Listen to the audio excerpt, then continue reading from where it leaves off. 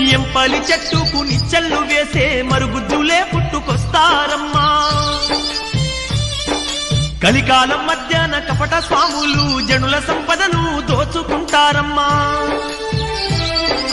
కాలజ్ఞానములోని ఏ ఒక్క మాట పొల్లుపోకుండా జరిగి తీరునమ్మా. స్వామి, ఈ కాలజ్ఞానాన్ని చెప్పి నన్ను ధన్యురాల్ని చేశావు. స్వామి, ఇతను నా కుమారుడు, పుట్టు గుడ్డివాడు. వీనికి చూపునిచ్చి వీడి జీవితంలో వెలుగు ప్రసాదించి మమ్ము ఆశీర్వదించండి స్వామి.